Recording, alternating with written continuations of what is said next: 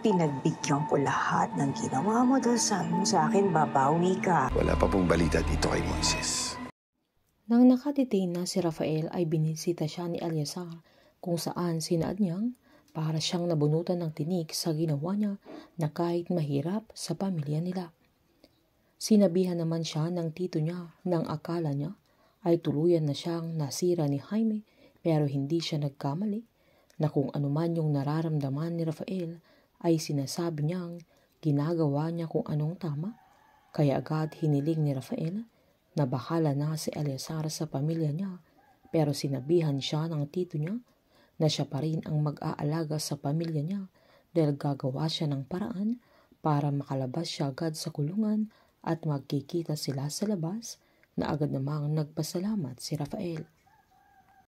Habang galit na galit si Justine na sinumbat niya sa mami niya na hindi siya makapaniwala sa ginawa ng daddy niya, na pinaliwanag naman ni Mercedes na alam niyang hindi naging madali pero sigurado siyang alam niya ang ginagawa niya dahil wala siyang ibang iniisip kundi kapakanan niya na kailangan nilang magtiwala sa daddy niya. Galit namang sinabi ni Justine na kung siya talaga ang iniisip ng daddy niya ay hindi siya dapat kumampi kay Moises, na agad namang sinabi ni Mercedes na kumampi siya kay Moises dahil may mga dahilan siya na pinoprotektahan siya pero sinumbat naman ng binata na bakit siya kumampi kay Eleazar na ang totoo ay ang daddy niya ang tumalikod sa pamilya nila, na wala na siyang ibang paraan at pinaliwanag ni Mercedes na sigurado siyang may dahilan ang daddy niya pero sinumbat ni Justine na walang sense sa kanya dahil ang daddy niya mismo ang sumisira sa pamilya nila.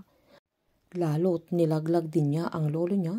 at para kay Moises ang lahat ng to na isang taong walang halaga at siya ang anak niya na deserve niyang siya ang i-priority niya dahil pagkatapos ng mga ginagawa niya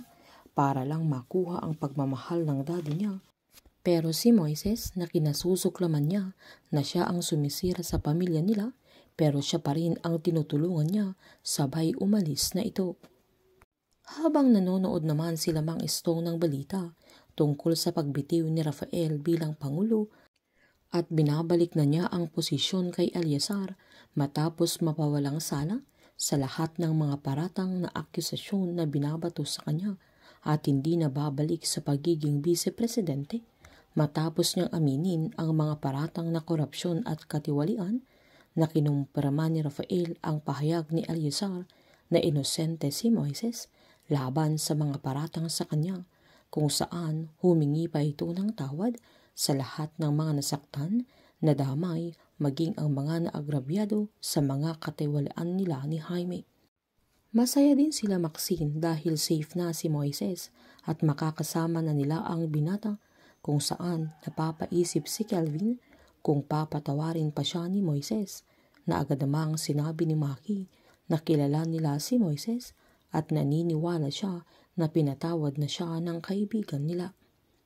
Sinabi naman ni Melanie kay Aling Nadia na matapang si Rafael sa ginawa niya dahil mismong pamilya niya ang binangga niya. Galit na tinanong ni Aling Nadia kung matapang ang isang tao na hindi nagsasabi ng katotohanan, na masayang-masaya siyang mapapawalang sala na si Moises pero wala pa ring nananagot sa pagkamatay ni Roland.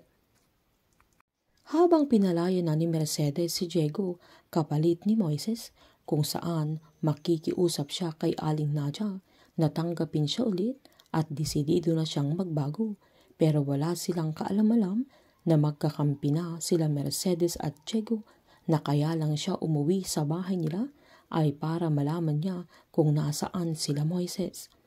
Painit ng painit ang mga tagpo, sabay-sabay po nating subaybayan ang advance episode ng Pamilya Sagrado dito lamang po sa aking channel. Patuloy lamang po manood at mag-subscribe para ma-update po kayo sa mga susunod na episode. Marami pong salamat.